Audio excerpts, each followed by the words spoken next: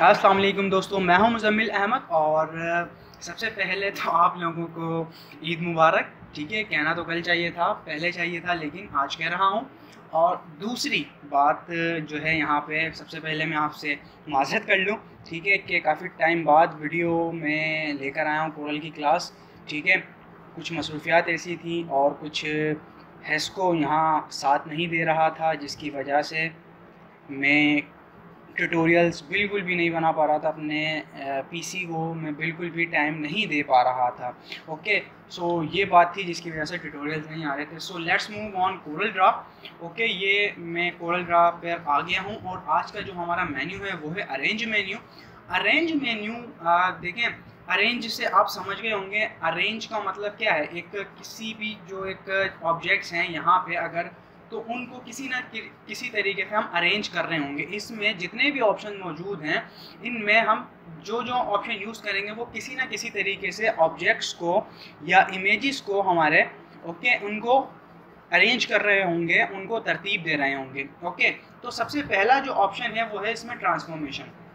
अच्छा, अब देखें यहाँ तक अनलॉक ऑल ऑब्जेक्ट्स, ट्रांसफॉर्मेशन से लेकर अनलॉक ऑल ऑब्जेक्ट्स तक हम आज पढ़ेंगे। मतलब आज वाली क्लास में इसको अरेंज मेन्यू को भी मैंने पिछले मेन्यू की तरह, ये एडिट मेन्यू की तरह इसको मैंने जो है सेपरेट रखा है। ठीक है, इसको दो पार्ट में मैंने रख दिया है। ओके, तो यहाँ पर हम पहले जो इसमें पार्ट में सीखेंगे वो अनलॉक ऑल ऑब्जेक्ट्स तक सीखेंगे। देन इसके बाद लास्ट यानी पार्ट 2 में जो हम सीखेंगे वो सीखेंगे हम shaping, convert to curves, convert outline to object और क्लोज पाथ। ओके जी, ये चीज़ हम सीखेंगे। तो फर्स्ट ऑफ ऑल हम सीखते हैं यहाँ पे ट्रांसफॉर्मेशन। अब ट्रांसफॉर्मेशन के लिए मुझे यहाँ पर एक कोई बॉक्स, कोई ऑब्जेक्ट ड्रॉ करना पड़ेगा लाइक दिस। ये मैंने एक शेप ड्रॉ की। अब इस शेप को ड्रॉ करने के बाद, अच्छा मैं आपको पहले बता दूं ट्रांसफॉर्मेशन होती क्या है।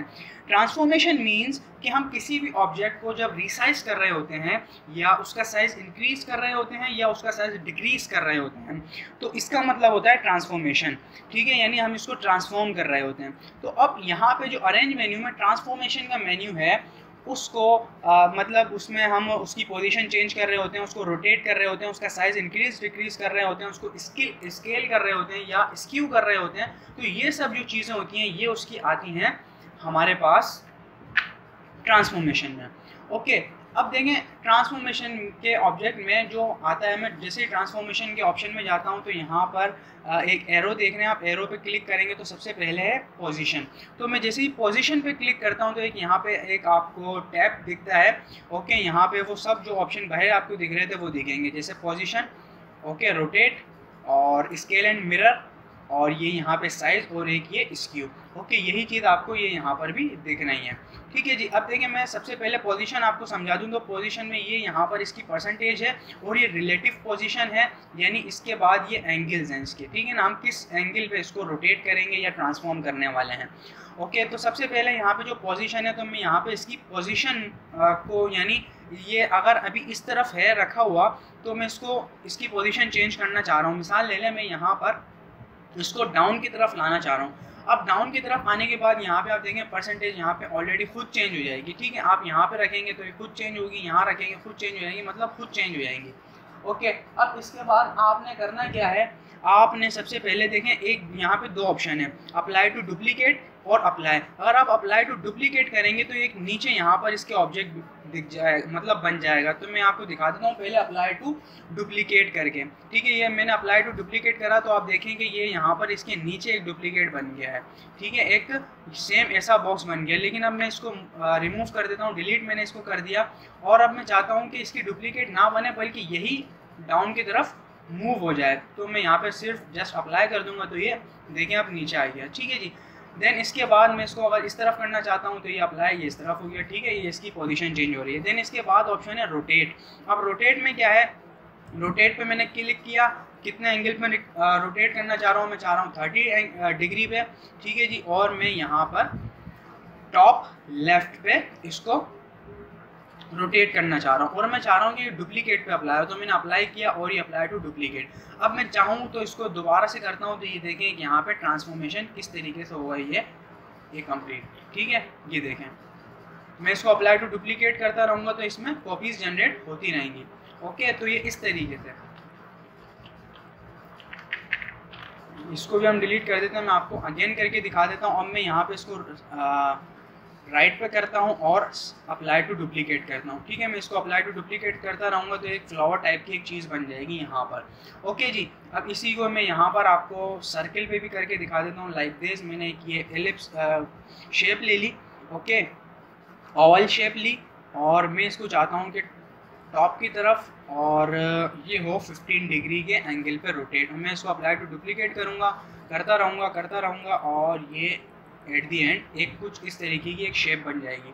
ओके, तो रोटेशन का आपको पता चल गया कि रोटेशन को हम किस तरीके से यूज़ करेंगे। देन इसके बाद एक ऑप्शन आता है, ओके, स्केल एंड मिरर। अब स्केल एंड मिरर देखें आप क्या है। मैं यहाँ पर आया, मैंने इसको टॉप पे किया और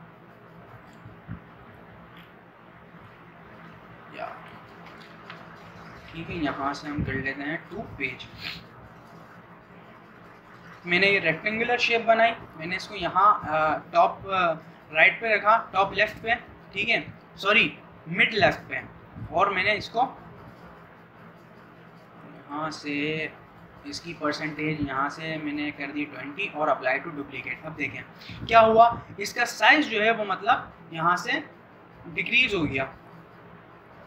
ठीक है, मिसाल के तौर पे मैं आपको दोबारा से दिखा दूँ। ये एक मेरे पास रेक्टेंगुलर शेप है और इसका जो ये प्रेशर है परसेंटेज का, मैं यहाँ से कम कर देता हूँ और मैं चाहता हूँ उसको ये डाउन पर हो जाए और अप्लाई टू डुप्लीकेट। तो देखें एक ये यहाँ पर एक शेप बन गई। ठीक है, अब मैं इसको आपको सर्किल पे अप्लाई करके दिखा देता हूँ। मैं यहाँ पर सर्किल पे मैंने कर लिया और मैंने इसको 15 कर देता हूँ ऊपर। ठीक है, 15 किया और ये अप्लाई टू डुप्लीकेट। ठीक है, और यहाँ पे भी मैं 15 कर लेता हूँ और अप्लाई टू डुप्लीकेट। ठीक है जी, अब ये देखें ये यहाँ पर डुप्लीकेट पे अप्लाई हो गया।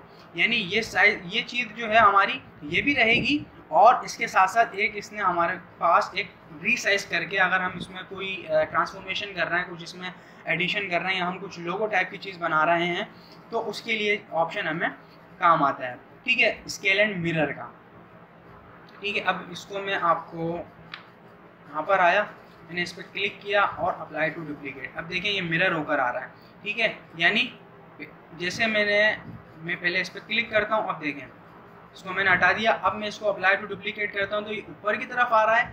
ठीक है, अब मैं इसको करता हूँ, पहले इसको डिलीट कर देता हूँ, फिर इसको दोबारा से सिलेक्ट करता हूँ और मैं यहाँ पे इसको पहले ऐसे किया और अप्लाई टू डुप्लीकेट। अब देखें ये मिरर होकर आ रहा है, यानी ऐसे उल्टा रोटेट होकर आ रहा है, रिफ्लेक्ट होकर आ रहा है। ठीक है, अब इसको मैंने हटा दिया। अब मैंने दोबारा इसको सिलेक्ट किया और अब ये देखें राइट की तरफ आएगा। ठीक है, मतलब ये मैंने ऐसे किया और ये देखें रोटेट होकर आ रहा है, यानी रिफ्लेक्ट हो रहा है। जैसे रिफ्लेक्ट कैसे हो रहा है, जैसे मैंने ये इसको उठाया और ये इसकी कॉपी जनरेट की Ctrl+C एंड Ctrl+V से, और यहाँ से मैंने ये वाले नोट से पकड़ा और कंट्रोल की प्रेस की और ये इस तरीके से इसकी कॉपी जनरेट हो रही है। लेकिन इसमें क्या है, इसमें सेम यही इक्वल साइज बन रहा है, लेकिन यहाँ पर मेरे पास जो एक कमांड है वो ये है कि मैं अपनी मर्ज़ी से साइज़ बना के भी इसको कर सकता हूँ। मिसाल ले मैंने यहाँ से 20 और फिर यहाँ से 20 और ये ऐसे। ठीक है जी, और ये यहाँ से अप्लाई टू डुप्लीकेट। अब देखें, ठीक है, अब समझ गए होंगे आप। देन इसके बाद मैं इसको साइज़ को इंक्रीज़ कर लेता हूँ और अब यहाँ पर आ जाते हैं हम साइज़ पे। साइज़ क्या है, अब देखें साइज़ में क्या है, मैं इसको 5x5 कर लेता हूँ और ये ऐसे और अप्लाई। ठीक है, साइज़ छोटा हो गया। अब साइज़ भी हम छोटा कर सकते हैं इससे। मैं इसको 6 करता हूँ और यहाँ पे 7 करता हूँ और अप्लाई टू डुप्लीकेट, यानी ये डुप्लीकेट पे अप्लाई हो गया और ये देखें आपके पास एक कुछ इस तरह की शेप बन गई। ठीक है जी, अब इस तरीके से ये ऑप्शन का हम यूज़ करते हैं। जैसे मैंने यहाँ पे इसको कर लिया 50, अभी देखें कितना बड़ा एक सर्किल बनेगा, अप्लाई टू डुप्लीकेट। ठीक है, ये देखें एक बड़ा सा एक इसने सर्किल बना के हमें दिखा दिया। ओके जी, अब आ जाते हैं नेक्स्ट ऑप्शन पे, स्क्यू पे। स्क्यू हम रेक्टेंगुलर एक शेप ड्रॉ करते हैं और स्क्यू मैं आपको दिखा देता हूँ। मैं यहाँ से करता हूँ 5 और अप्लाई। ठीक है, अच्छा अभी आपको नहीं ये समझ आएगी। ठीक है, मैं इसके ऊपर आ जाता हूँ, इसके ऊपर आया और मैंने यहाँ से कर दी 6 और use anchor points. Apply to duplicate. ठीक है, अब ये डुप्लीकेट पे अप्लाई हुआ है, देखें ये सब जितनी भी चीज़ हो रही है अप्लाई हो रही है डुप्लीकेट पे। ठीक है, मैं इसको सबको एक साथ डिलीट करता हूँ। ठीक है, मैंने डिलीट की। अब देखें, अब मैं इसको डुप्लीकेट पे अप्लाई नहीं करूँगा, मैं इसी पे अप्लाई करूँगा। ठीक है, ये देखें इसकी हो गई। थोड़ा सा हम इसका और बढ़ा लेते हैं, प्रेशर 20 कर लेते हैं या 50 कर लेते हैं। तो ये देखें कुछ इस तरीके से स्क्यू काम करता है, यानी ये तिरछा हो जाता है। इसका साइज़ भी हम चेंज कर देते हैं और ये थोड़ा सा तिरछा भी हो जाता है। ठीक है जी, ये इसके बाद ये हो गई ट्रांसफॉर्मेशन। ठीक है, अब ये ट्रांसफॉर्मेशन, अब ट्रांसफॉर्मेशन के बाद एक ऑप्शन है क्लियर ट्रांसफॉर्मेशन।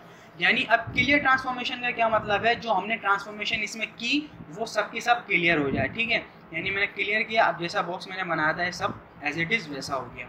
ओके, अब नेक्स्ट ऑप्शन यहाँ पर आता है अलाइन एंड डिस्ट्रीब्यूट। अब अलाइन एंड डिस्ट्रीब्यूट के लिए मैं यहाँ पे कुछ बॉक्सेस बना लेता हूँ लाइक दिस।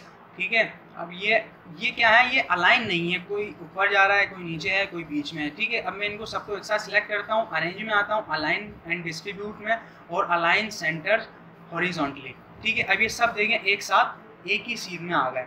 ओके, अब मैं इनको दोबारा से, जैसे मैं एडिट के मेन्यू में आया और अंडू अलाइन मैंने कर दिया, दोबारा से वैसा हो गया। अरेंज के मेन्यू में मैं फिर आया और यहाँ से मैंने कर दिया अलाइन सेंटर वर्टिकली। अब ये देखें सब के सब वर्टिकली अलाइन हो गए। ओके जी, अब देखें इसके बाद ये एक मेरे पास मिसाल ने एक शेप मेरे पास है और मैं अलाइन एंड डिस्ट्रीब्यूट में आया और यहाँ से मैं इसको चाहता हूँ कि पेज के सेंटर में मैं रखूँ, तो मैं यहाँ पर अलाइन एंड डिस्ट्रीब्यूट और सेंटर टू पेज। अब ये बिल्कुल एग्जैक्ट पेज के सेंटर में आ गया।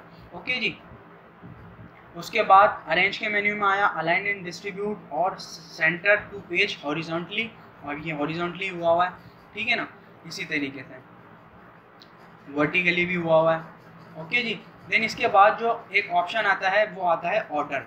अब ऑर्डर के लिए हम देख लेते हैं। ऑर्डर के लिए हम यहाँ पे मल्टीपल दोबारा से एक ऑब्जेक्ट्स ड्रॉ करते हैं, इसी के ही कर लेते हैं, बल्कि छोड़ें। ठीक है, हम यहाँ पर सर्किल लेते हैं, मैंने सर्किल लिया, ये सर्किल लिया, ये छोटा सर्किल, फिर ये। ठीक है, अब देखें मैं इन सब में डिफरेंट कलर्स कर लेता हूँ।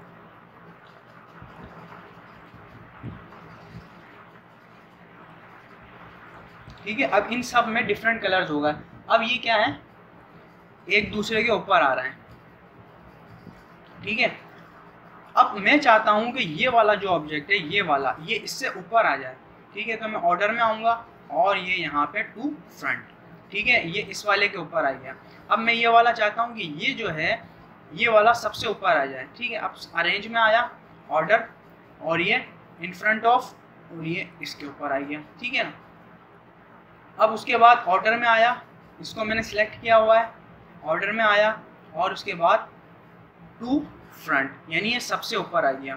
ठीक है जी, अब इसके बाद मैं ये वाले को चाहता हूँ कि ये इसके ऊपर आ जाए, तो ये इसके ऊपर मैं किस तरीके से लेकर आऊँगा, मैं अरेंज में आऊँगा, ऑर्डर और in front of. In front of करूँगा तो ये एक एरो आ जाएगा, एरो आने के बाद मैं इसके ऊपर इसको सिलेक्ट कर देता हूँ, तो ये देखें ये इसके ऊपर आ गया।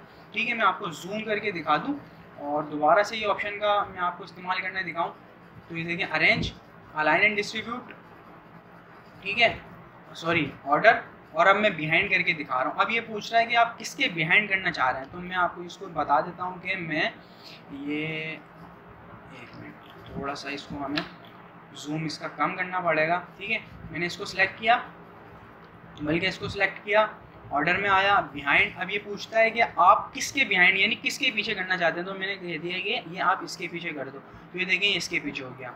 ओके, तो ऑर्डर का मतलब क्या है, ये चीज़ जो है हम यहाँ से, यानी अब ये मल्टीपल ऑब्जेक्ट्स हैं, ये एक दूसरे के ऊपर हैं, तो हम यहाँ से इनको ऑर्डर कर रहे होते हैं, यानी इनकी सॉर्टिंग कर रहे होते हैं, ताकि कोई चीज़ हमें ऊपर लानी है या कोई चीज़ नीचे लेके जानी है, तो उसके लिए हम सॉर्टिंग कर रहे होते हैं। ओके, इसका ये चीज़ हमें इसलिए काम में आती है। देन इसके बाद एक ऑप्शन आता है ग्रुप का।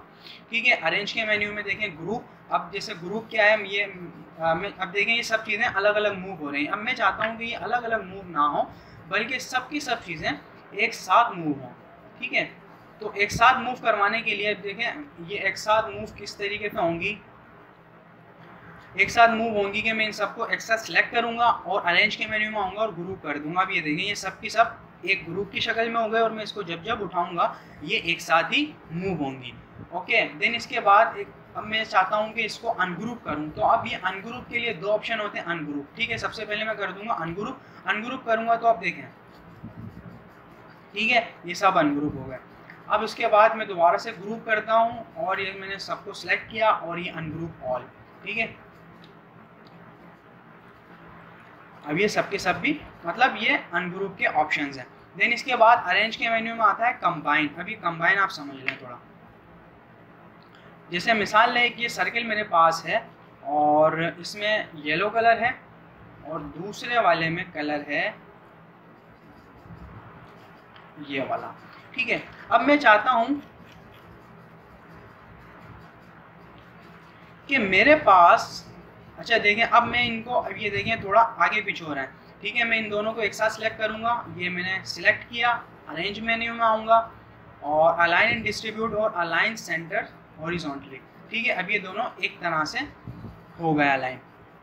ठीक है जी, अब देखें मैं दोनों को एक साथ सिलेक्ट करूंगा। एक साथ सिलेक्ट करने के लिए आप इस तरीके से ड्रैग से भी कर सकते हैं, नहीं तो आप यहाँ से पहले इसको पकड़ें और शिफ्ट प्रेस करें और दूसरे को भी सिलेक्ट कर लें। अब इसके बाद मैं चाहता हूँ कि ये वाला जो ऑप्शन दिख रहा है, अभी इसमें दो कलर हैं, लेकिन मैं चाहता हूँ कि ये जो यहाँ से शुरू हो गया, ये यहाँ पर ये जो शेप आ रहा है ये ना हो और इसमें कंप्लीट एक ही कलर हो जाए। तो मैं क्या करूँगा, मैंने इसको सिलेक्ट ऑल किया, ठीक है, सबको एक साथ सिलेक्ट किया और कंबाइन। ठीक है, ये मैंने कंबाइन कर दिया। अब देखें ये क्या हुआ, बीच से वाइट हो गया और ये इसमें एक ही कलर होगा। अब देखें सब में जब मैं इसमें कलर फिल करूँगा तो इसमें, हालांकि जब मैंने इसको कंबाइन करने से पहले देखें इसमें दो कलर्स हैं। ठीक है, अब इसमें दो कलर हैं, लेकिन अब मैं यहाँ से कंबाइन करने जा रहा हूँ। ये मैंने कंबाइन किया तो ये देखें ये एक कलर हो गया और ये बीच से बाउंड्री इसकी रिमूव हो गई।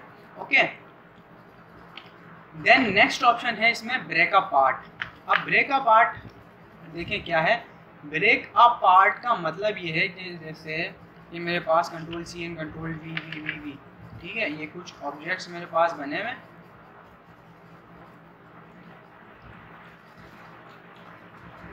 ये ऐसे ऐसे ऐसे और ऐसे। ठीक है, ये कुछ मेरे पास बने हुए हैं। अब मैंने इसको यहाँ से आके अरेंज और पहले मैं इसको कंबाइन करता हूँ। कंबाइन कर लिया, कंबाइन करने के बाद ब्रेक कर्व पार्ट। ठीक है, अब ये ब्रेक होगा। ठीक है,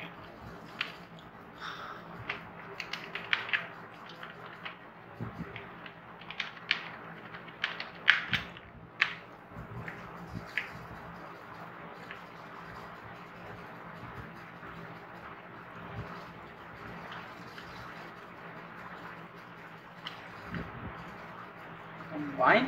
ओके, मैंने इसको सिलेक्ट किया और ब्रेक कर्व पार्ट, यानी अब देखें इससे क्या हुआ था, ये कंबाइन हो गया था।